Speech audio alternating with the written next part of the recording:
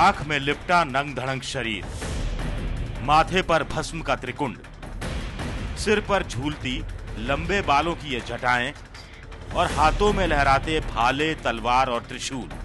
ऐसा ही होता है नागा साधुओं का संसार। कहा जाता है कि सनातन यानी हिंदू धर्म में संन्यास की परंपरा की रक्षा के लिए नागा साधुओं की रचना की गई थी। यानी हिंदू धर्म की रक्षा के लिए नागा साधु को एक सैनिक की तरह माना जाता है।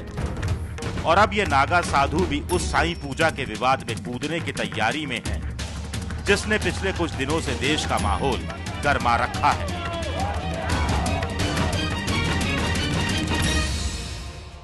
शंकराचार्य का अपमान हम नागा सन्यासी नहीं सहेंगे। अगर ऐसा करते हैं साईं भक्त तो यो युद्ध करने को तैयार होंगे, फिर नागाओं से युद्ध करने को तैयार होंगे। हरिद्वार और इलाहाबाद के अखाड़ों ने साईं पूजा के विरोध में और शंकराचार्य के समर्थन में नागा साधुओं से एकजुट होने का आह्वान किया है। दरअसल हिंदू धर्म के सबसे बड़े धर्मगुरु शंकराचार्य स्वरूपानंद सरस्वती ने साईं बाबा की पूजा और उनके भगवान होने के दावे पर सवाल खड़ा किया है। और अब अगर नागा साधु भी इस विवाद में कूदते हैं तो ये मामला और भड़क सकता है। व्यक्ति विशेष में आज हम आपको बताएंगे साईं पूजा को लेकर उठे विवाद में अचानक क्यों हो रही है नागा साधुओं की एंट्री। बात शंकराचार्य और उनके अखाड़ों की भी होगी और साथ ही पड़ताल इस बात की भी करेंगे कि साईं भक्तों पर नागा साधुओं के अटैक से क्या मोड़ ले सकती है साईं विवाद के विवाद की कहानी।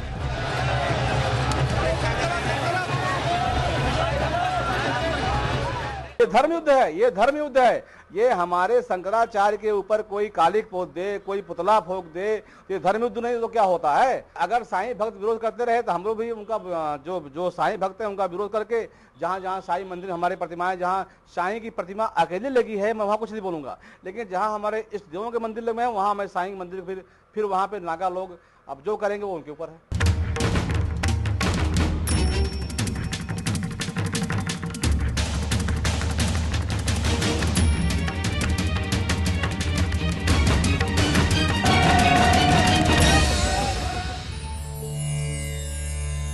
नागा साधु सन्यासियों की एक ऐसी जमात है जो दुनियादारी से एकदम कटी रहती है। ऐसा माना जाता है कि नागा साधु पहाड़ों और गुफाओं में साल भर तपस्या में लीन रहते हैं और सिर्फ कुंभ मेले में शाही स्नान के दौरान ही सामने आते हैं। लेकिन साईं पूजा पर सवाल उठाने वाले शंकराचार्य स्वरूपा सरस्वती को अब इन नागा साधुओं ने भी समर्थन का ऐलान किया है। इलाहाबाद और हरिद्वार के अखाड़ों ने अपने नागा साधुओं से कहा है कि वो शंकराचार्य को समर्थन देने और धर्म रक्षा की खातिर तपस्या छोड़कर सामने आए। हम बार बार कह रहे हैं कि हम जितने हमारे नागा सन्यासी हैं, नागा लोग हैं, उनको हम लोग आह्वान कर चुके हैं और वो तैयार हैं। केवल वहां से उनको मूव करना, चलना है। हम लोग पूरा व्यवस्था कर रखे हैं और उन सारे नागाओं ने कह रखा है कि जिस दिन हम लोग आपका आदेश पाते ही हम सारे लोग वहां से निकल पड़ेंगे। लेकिन अगर वो लोग निकल पड़े देश की परिस्थिति बदल जाएगी। तो हम लोग अभी इस चीज को संभाल रहे हैं कि साईं भक्तों को बार बार कहा जा रहा है कि आप एक मर्यादित ढंग से हमारे महाराज का विरोध करें। और महाराज जी जब कह रहे हैं कि अगर कोई उनका विद्वान साथ कर ले और सिद्ध कर दे कि हाँ साईं बाबा भगवान थे तो महाराज मान जाएंगे। नागा साधुओं के ये सभी 7 अखाड़ों जूना, निरंजनी, अटल, आह्वान, अग्नि, महानिर्वाणी और आनंद अखाड़ों ने तय किया है कि जरूरत पड़ने पर उनके नागा साधु सड़कों पर उतरकर शंकराचार्य के विरोधियों को करारा सबक सिखाएंगे। देश भर में करीब 2 लाख नागा साधु बताए जाते हैं। ऐसे में अगर ये नागा साधु सड़कों पर उतर आते हैं तो कानून व्यवस्था के लिए जबरदस्त समस्या पैदा हो सकती है। ऐसा उग्र माहौल क्या उचित है? उग्र कहाँ है? अगर उग्र हो जाता है, अगर नागा साधु आ जाते हैं और बाकी आप जैसा बता रहे हैं तो आप अगर ऐसा करेंगे तो उग्रता की जिम्मेदारी आपकी होगी। जब उनके गुरु की आप पुतला जलाएंगे, उनको गाली देंगे तो वो भी तो कुछ बोलेंगे। साईं बाबा की पूजा को लेकर उठे इस विवाद की आखिर जड़ कहां है, उस तह तक भी हम जाएंगे। शंकराचार्य, अखाड़ों और उनके नागा साधुओं का ये कनेक्शन क्या है, ये दिलचस्प कहानी भी हम आपको बताएंगे। लेकिन उससे पहले देखिए शंकराचार्य स्वरूपानंद सरस्वती का साईं भक्तों पर ये ताजा हमला।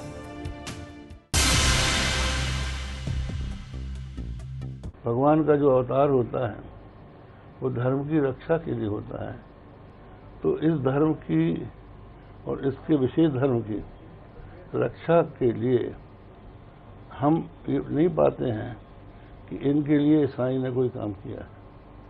इसने तो उल्टा ही कहा है कि अल्लाह अल्लाह कहता रहा और गंगा स्नान को भी मना कर दिया। इसने एकादशी में लोगों को मांस खिला दिया और ये हमेशा क्रोध करता रहता था, ये चलम पीता रहता था।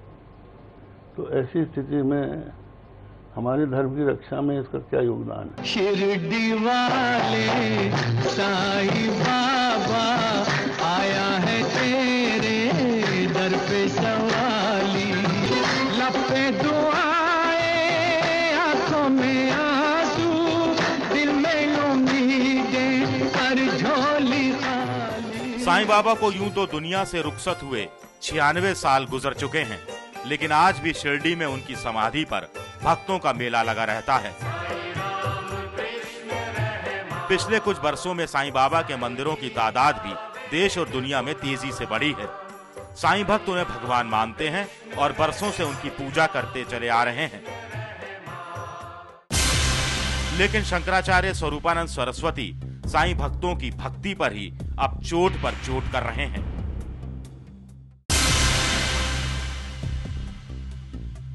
हमारे यहाँ कुछ लोग ऐसा चमत्कार दिखाते हैं, ये निर्मल बाबा भी चमत्कार दिखाता है।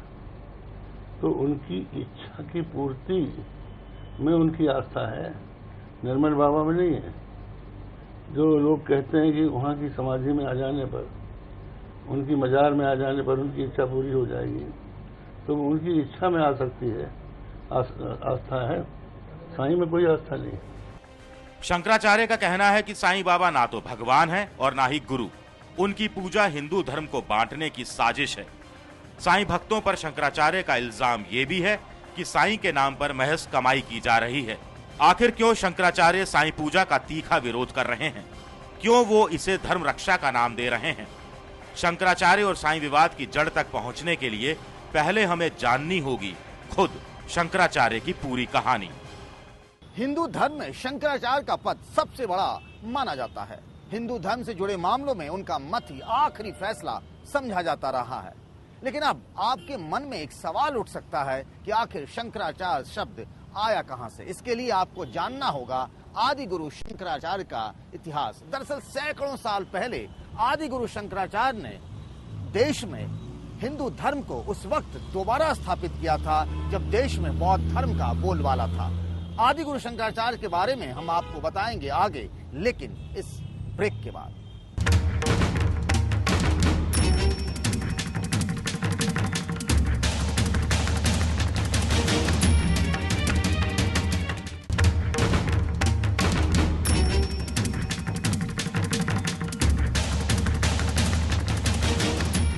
हिंदू धर्म में शंकराचार्य का पद सबसे बड़ा माना जाता है।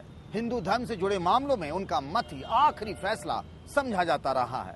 लेकिन अब आपके मन में एक सवाल उठ सकता है कि आखिर शंकराचार्य शब्द आया कहां से। इसके लिए आपको जानना होगा आदि गुरु शंकराचार्य का इतिहास। लक्ष्मी नृसिंह मम देहि करावलंबम। दक्षिण भारत का खूबसूरत राज्य केरल। समंदर के किनारे बसे केरल के कलड़ी गांव में सैकड़ों साल पहले आदि शंकराचार्य का जन्म हुआ था। ब्राह्मण परिवार में पैदा हुए आदि शंकराचार्य के जन्म के समय को लेकर काफी मतभेद रहे हैं। वैसे तो उनका जन्म 8वीं शताब्दी के मध्य में माना जाता है, लेकिन कुछ लोग उनका जन्म 1200 साल पहले तो कुछ लोग 2500 साल पहले हुआ मानते हैं। नंदन नाम का वर्ष था, वैशाख शुक्ल पंचमी थी, रविवार था, पुनर्वसु नक्षत्र था और मध्याह्न में शंकराचार्य भगवान का जन्म हुआ। हमारे पास प्रमाण है। इसके अंदर जो है इनका लिखा है कि 2593 साल कली के बीतने के बाद शंकराचार्य होंगे। कली को बीते 5000 साल हो गए, 2500 2600 साल शंकराचार्य को हो गया। हिंदू मान्यताओं में आदि शंकराचार्य को भगवान शंकर का अवतार भी माना जाता है। आदि शंकराचार्य से जुड़े साहित्य के मुताबिक महज 7 साल की उम्र में ही उन्होंने वेद, पुराण, उपनिषद और दूसरे हिंदू धार्मिक ग्रंथों को मुंह जुबानी याद कर लिया था। मान्यता ये भी है कि आदि शंकराचार्य महज 32 साल ही जिए, लेकिन इस छोटे से जीवन काल में उन्होंने हिंदू धर्म को फिर से स्थापित किया। उनके दौर में भारतीय जनमानस की दिशा और दशा बेहतर नहीं थी, क्योंकि देश पर विदेशी आक्रमण लगातार हो रहे थे, जिस वजह से अशांति थी और विदेशी आक्रमणकारियों के कारण धर्म और धर्मशास्त्रों को चुनौतियों का सामना करना पड़ रहा था। ऐसे में आदि शंकराचार्य ने सनातन धर्म की स्थापना के लिए देश के चारों कोनों में 4 पीठों का निर्माण कर एक सिस्टम बनाया। शंकराचार्य के उस सिस्टम की बात भी हम आगे करेंगे, लेकिन उससे पहले सुनिए आदि शंकराचार्य की ये दास्तान। 8 साल में सब शास्त्रों को पढ़ लिया और 16 शास्त्र की अवस्था में सभी शास्त्रों पर भाष्य लिखा, वेदों पर 10 उपनिषदों पर भाष्य लिखा और खूब वेद का प्रतिपादन किया। 16 साल की अवस्था और 16 से 32 साल की अवस्था तक कश्मीर से कन्याकुमारी तक और क्या नाम है, पुरी से लेकर के द्वारिका तक पूरा ये भारत क्षेत्र जो है, इसमें बौद्धों को परास्त किया शास्त्रार्थ करके। प्रचलित मान्यता के मुताबिक आदि शंकराचार्य ने अपने कलड़ी गांव के गुरुकुल में 2 साल तक शुरुआती शिक्षा हासिल की थी। महज 7 साल की उम्र में उन्होंने संन्यास ले लिया था और अपनी मां से आज्ञा लेकर ज्ञान की तलाश में निकल गए थे। ऐसी मान्यता भी है कि मध्य प्रदेश के जबलपुर में मौजूद यही वो गुफा है जहां गुरु गोविंद पाद ने बालक आदि शंकराचार्य को अद्वैत मार्ग की शिक्षा दी थी। सन्यासी होने के बाद गुरु गोविंद पाद के निर्देशन में ही आदि शंकराचार्य ने इसी गुफा में तपस्या भी की थी। इस संकरे से रास्ते से होकर भक्त इस गुफा में दाखिल होते हैं। ये आदि गुरु शंकराचार्य की ऐसी निशानी है जो आज भी ज्यों की त्यों है। 2500 साल के फासले के बावजूद इसमें कोई बदलाव नहीं आया है। शंकराचार्य दिग्विजय नाम से एक पुस्तक है उनकी, तो उन्होंने सारे अपने देश में भ्रमण करके और अपने धर्म की स्थापना, उस समय हमारा सनातन धर्म बहुत शिथिल हो गया था, बौद्ध और जैन धर्म बहुत सबल उस समय हो रहे थे, तो उनको शास्त्र की दृष्टि से परास्त करके उन्होंने सनातन धर्म की पुनः स्थापना की। कहा जाता है कि आदि शंकराचार्य ने बड़े बड़े ज्ञानी पंडितों को शास्त्रार्थ में हरा दिया था, जिससे उनकी ख्याति सनातन धर्म के बड़े गुरु के तौर पर बन गई थी, जिसके बाद उन्होंने हिंदू धर्म का प्रचार प्रसार भी शुरू कर दिया था और अनेक ग्रंथों की रचना भी की। कहा जाता है कि आदि शंकराचार्य ने उस वक्त बौद्ध धर्म के प्रभाव को कम करने और हिंदू सनातन धर्म को पुनः स्थापित करने के लिए एक बड़ी योजना सामने रखी थी। उन्होंने बिखरते हिंदू धर्म को एक सूत्र में बांधने के लिए देश की चारों दिशाओं में 4 पीठों की स्थापना की थी, जिन्हें मठ भी कहा जाता था। आदि शंकराचार्य ने जिन 4 पीठों की स्थापना की थी, उन्हीं में से 2 के शंकराचार्य हैं स्वरूपानंद सरस्वती। आदि शंकराचार्य ऐसी व्यवस्था विश्व में किसी ने की ही नहीं आज तक। मठ बनाए, सारे भारत को 4 भागों में बांट दिया उन्होंने और क्षेत्र बता दिया, और यहाँ तक कह दिया कि यहाँ का आचार्य दूसरे स्थान के आचार्य के पास नहीं जाएगा बिना पूछे हुए। मान्यता के मुताबिक आदि शंकराचार्य ने 4 मठों का जो सिस्टम बनाया था, उसमें देश की उत्तरी दिशा में ज्योतिर्मठ, जो कि उत्तराखंड के जोशी मठ में स्थित है, वहीं दूसरा पूर्वी मठ यानी गोवर्धन मठ जो उड़ीसा के पुरी में मौजूद है। देश के दक्षिणी हिस्से में रामेश्वरम में श्रृंगेरी मठ बनाया और पश्चिम में द्वारका पीठ जो कि गुजरात में स्थित है। आदि गुरु शंकराचार्य ने इन मठों के संचालन के कायदे कानून भी बनाए थे, जिन्हें महाअनुशासन या महामान्य कहा जाता है। एक को मठामनाय कहा है, दूसरे को महानुशासन कहा है। तो कुल 73 श्लोक हैं दोनों में। 48 श्लोक तो मठामनाय में है, जिसमें मठों की कैसे व्यवस्था होगी, मठ के कौन आचार्य होंगे, उनका वेदवाक्य क्या होगा, उनका क्षेत्र कहाँ तक होगा, उनके देवता देवी कौन होंगे, उनका महामंत्र क्या होगा। महानुशासन को एक ढंग से हम कहें तो ये धर्म के लिए भगवान शंकराचार्य के द्वारा बनाया गया संविधान है। कहा जाता है कि आदि शंकराचार्य ने इन 4 मठों को चलाने के लिए पीठाधीश के तौर पर अपने 4 शिष्यों की नियुक्ति की थी। ज्योतिर्मठ में तोटक, द्वारिका पीठ में हस्तामलक, गोवर्धन पीठ में पद्यपाद और श्रृंगेरी पीठ में सुरेश्वर को जिम्मेदारी सौंपी गई थी। लेकिन गुजरते वक्त के साथ साथ आदि गुरु शंकराचार्य के नाम पर इन पीठाधीशों का पदनाम ही शंकराचार्य हो गया। परंपरा के मुताबिक आज भी जो सन्यासी इन मठों के पीठाधीश बनते हैं वो शंकराचार्य कहलाते हैं। 4 मठ आज देश में हैं। पूर्व में हमारे पुरी के शंकराचार्य स्वामी निश्चलानंद जी सरस्वती जी महाराज, और दक्षिण में भारती तीर्थ जी महाराज श्रृंगेरी में हैं, और इसी प्रकार स्वरूपानंद जी महाराज 2 पीठ पे बैठे हुए हैं, एक अपने द्वारका और एक बद्रिकाश्रम। इस प्रकार से चारों मठों में 4 शंकराचार्य के द्वारा हमारे धर्म और संस्कृति का प्रचार प्रसार हो रहा है। मान्यता के मुताबिक आदि शंकराचार्य ने 4 मठों के अलावा हिंदू धर्म की रक्षा के लिए 10 नामी संप्रदाय भी बनाया था। इसके अलावा आदि गुरु ने मठों मंदिरों की संपत्ति को लूटने वालों और श्रद्धालुओं को सताने वालों का मुकाबला करने के लिए सनातन धर्म के मानने वालों विभिन्न संप्रदायों की सशस्त्र शाखाओं के रूप में 7 अखाड़ों की स्थापना की थी। इन अखाड़ों में युद्धक सामग्री से लैस नागा साधु भी शामिल होते थे। जो हमारी आद्य जगत गुरु शंकराचार्य जी परंपरा बना गए, हम लोग उसी परंपरा पे हैं, उसी को मानते, चाहे किसी का राज हो, चाहे किसी की सत्ता है, चाहे कुछ भी लोग कहें।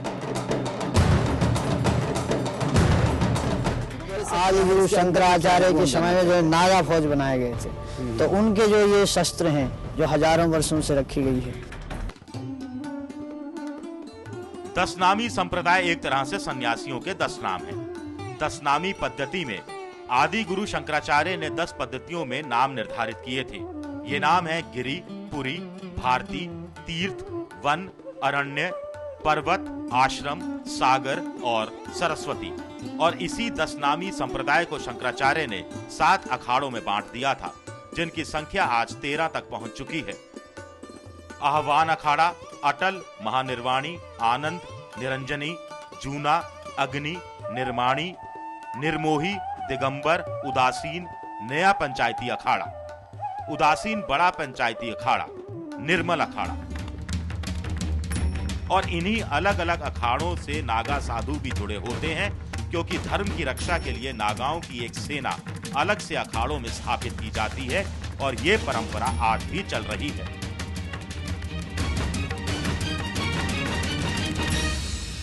दस नामी संप्रदाय की स्थापना करके और उनको महामंडलेश्वर बनाया।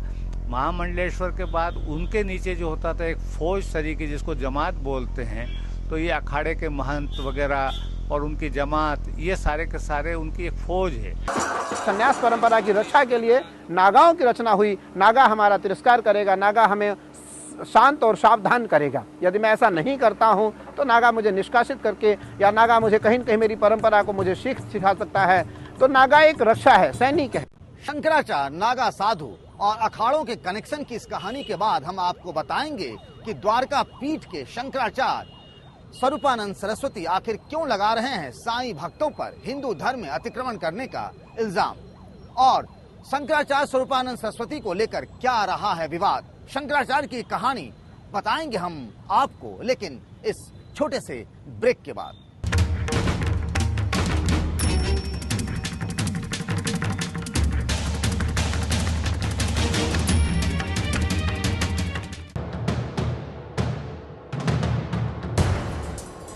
साईं बाबा बोलो, साईं बाबा बोलो, अल्लाह साईं बोलो, मौला साईं बोलो। सबका मालिक एक।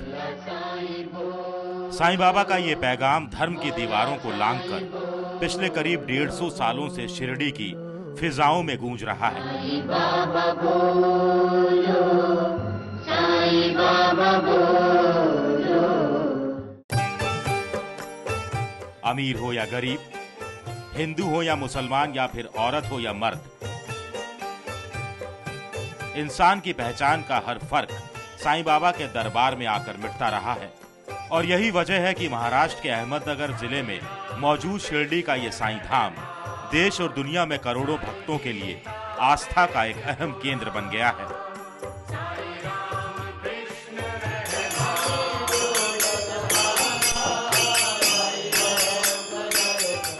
साईं बाबा के भक्त शिरडी के इस संत को भगवान मानते हैं, भगवान की तरह उन्हें पूजते भी हैं। साईं बाबा की यह परंपरा भी करीब 100 साल पुरानी हो चुकी है, लेकिन इस परंपरा पर अब सवाल खड़े हो रहे हैं।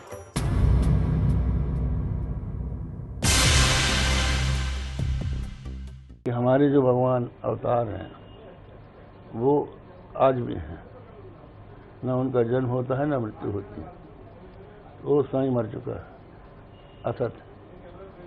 दूसरी उसकी जो मूर्ति है, हम लोग मूर्ति में भगवान का जब आवाहन करते हैं तभी उसकी पूजा करते हैं प्राण प्रतिष्ठा से, तो वो चेतन हो जाती है।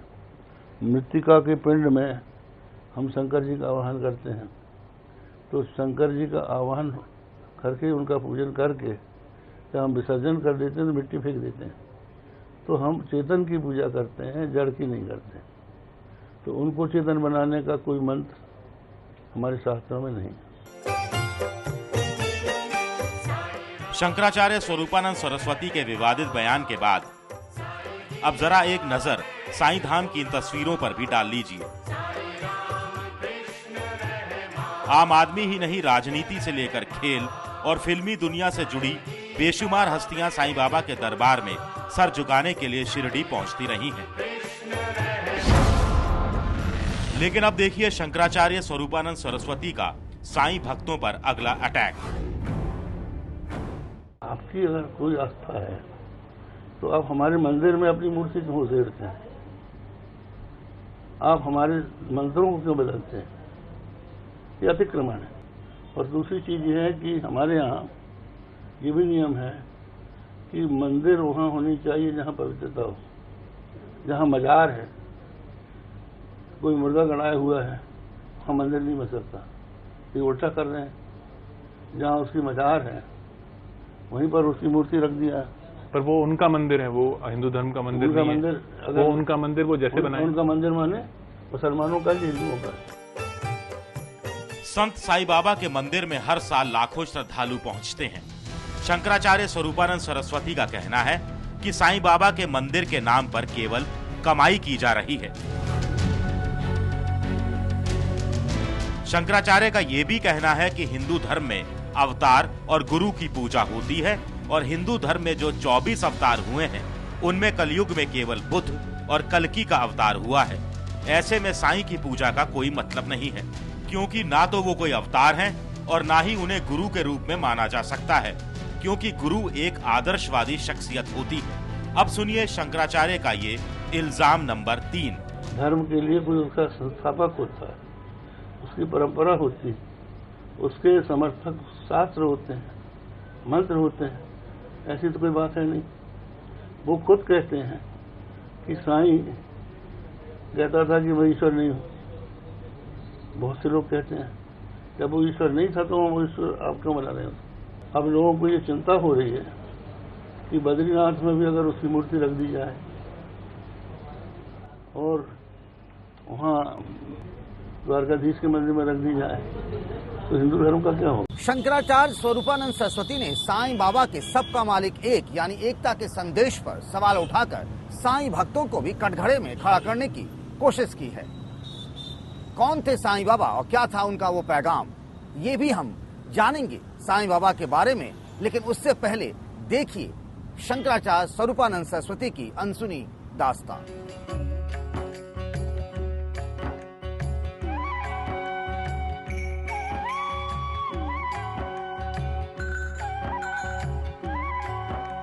जोशीमठ उत्तराखंड राज्य में मौजूद छोटा सा शहर, जहां आदि गुरु शंकराचार्य ने 4 मठों में से एक ज्योतिर्मठ की स्थापना की थी। इस ज्योतिर्मठ के प्रथम मठाधीश आदि गुरु शंकराचार्य के मुख्य शिष्य आचार्य तोटक बनाए गए थे और अब इस मठ के शंकराचार्य के पद पर स्वामी स्वरूपानंद सरस्वती खुद विराजमान हैं। काशी विद्वत परिषद ने 1973 में ज्योतिर्पीठ का शंकराचार्य उन्हें नियुक्त किया था। लेकिन स्वामी स्वरूपानंद सरस्वती 2 पीठों के शंकराचार्य हैं।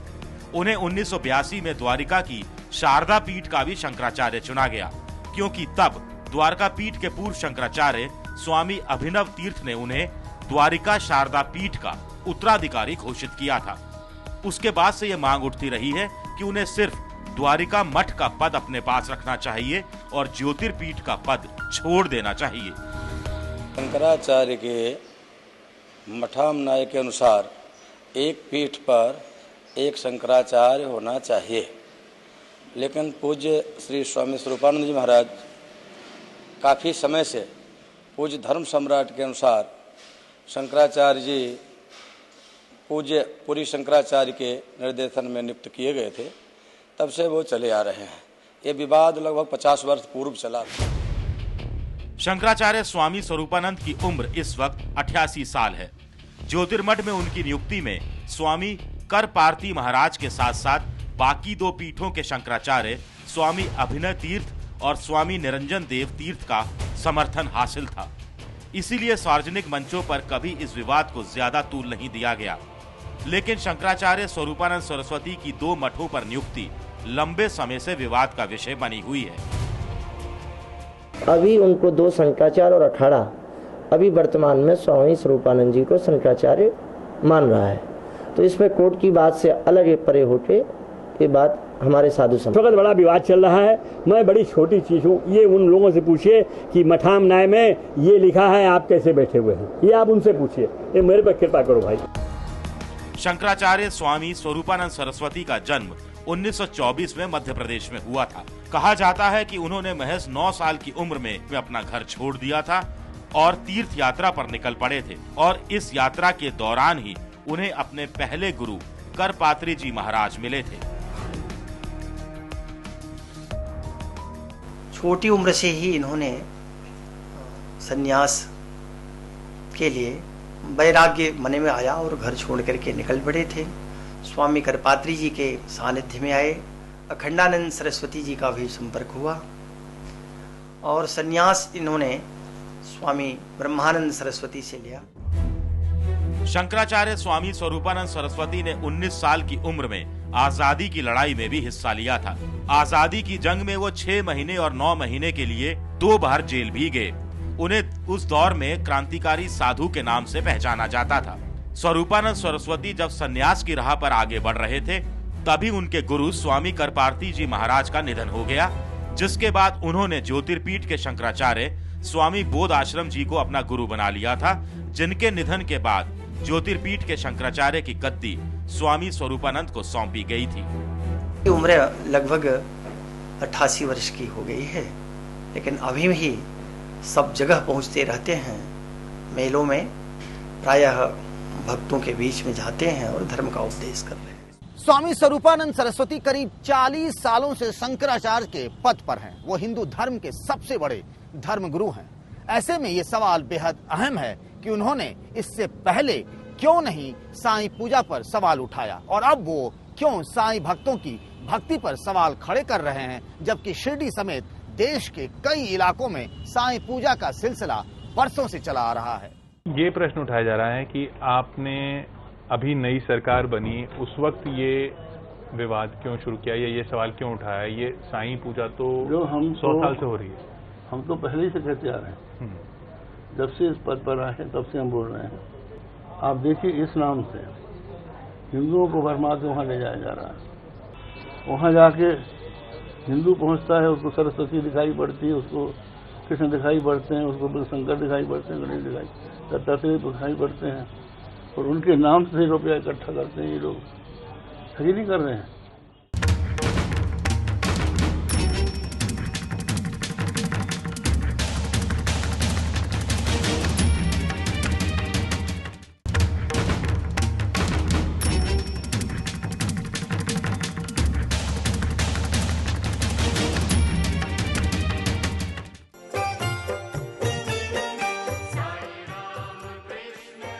शिरडी के इस मंदिर में ही साईं बाबा को समाधि दी गई थी, और तब से ही शिरडी साईं बाबा की आस्था का सबसे बड़ा केंद्र बन गया है। दरअसल शिरडी का यह मंदिर अपनी अमीरी की वजह से भी चर्चा में रहता है। महज 3 साल पहले श्री साईं बाबा संस्थानम ट्रस्ट ने जो आंकड़े जारी किए थे वो चौंकाने वाले थे। rediff.com के मुताबिक साल 2009-2010 में ट्रस्ट की कुल संपत्ति 420.17 करोड़ रुपए थी, जिसमें 32 करोड़ रुपए के गहने शामिल हैं। साईं बाबा मंदिर ट्रस्ट में हर साल चढ़ावा 22% की दर से बढ़ रहा है। साल 2012 के आंकड़ों के मुताबिक शिरडी के साईं मंदिर में 274 करोड़ रुपए की कीमत का चढ़ावा आया था। शिरडी के साईं मंदिर की यही अमीरी और भक्तों की बढ़ती आस्था पर शंकराचार्य सवाल खड़े कर रहे हैं। क्या प्रश्न पैसे का भी है और अहम प्रश्न है, क्योंकि वहां पर इतने भक्त पहुंच रहे हैं, इतना चढ़ावा जा रहा है? ये नहीं है, हमारे सामने ये नहीं है कि वो रुपये हमको नहीं मिल रहा है। हमें रुपये की चाह ही नहीं है, हमको धर्म की चाह है। देश की राजधानी दिल्ली से करीब 1200 किलोमीटर दूर महाराष्ट्र के अहमदनगर जिले की कोपरगांव तहसील में शिरडी बसा हुआ है और शिरडी में यही वो नीम का पेड़ है जो साईं भक्तों के लिए आस्था का सबसे अहम केंद्र है। नीम के पेड़ के नीचे वो बैठा करते थे और उन्होंने बताया था कि मेरी गुरु की समाधि यहाँ है। ये बात में वो अंतर्धान हो गए। दरअसल साईं बाबा की कहानी करीब 150 साल पहले नीम के इसी पेड़ से शुरू होती है। साईं चरित्र नाम से साईं बाबा की जीवनी लिखने वाले हेमांड पंत के मुताबिक साईं बाबा को 1852 में पहली बार शिरडी में नीम के इसी पेड़ के नीचे देखा गया था। उस वक्त उनकी उम्र करीब 16 साल थी। साईं बाबा अक्सर इसी पेड़ के आसपास दिखाई पड़ते थे, लेकिन फिर एक दिन अचानक वो शिरडी छोड़कर चले गए। श्री सत साईं चरित्र के मुताबिक इसके बाद अगले 4 बरस तक साईं बाबा को किसी ने नहीं देखा। सच बताओ भालसा, जब से वो फकीर गया है तूने चाव से पूजा की है अपने खंडोबा की, अपने श्री कृष्ण की?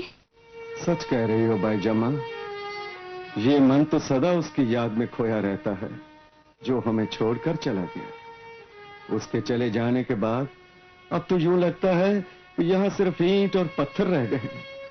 इस मंदिर की आत्मा भी चली गई है उस फकीर के साथ। साईं बाबा कौन थे, कहां से आए थे, हिंदू थे या मुसलमान, ये बात शिरडी में कोई नहीं जानता था। दरअसल साईं बाबा की पहचान को लेकर आज भी ना तो कोई हवाला मिलता है और ना ही कोई निशान, लेकिन शिरडी ही आज उनकी पहचान बन चुकी है। श्री सत साई चरित्र के मुताबिक साल 1858 में जब साईं बाबा शिरडी वापस लौटे तो शिरडी के ही होकर रह गए। अल्हम्दुलिल्लाहि रब्बिल आलमीन वस्सलातो वस्सलामु अला रसूलिही मुहम्मदियु व अलैहि व अस्हाबिही अजमईन। तो आप मुसलमान हो? मैं भी मुसलमान हूँ। यदा यदा हि धर्मस्य ग्लानिर्भवति भारत अभ्युत्थानमधर्मस्य तदात्मानं सृजाम्यहम्। आप हिंदू हो?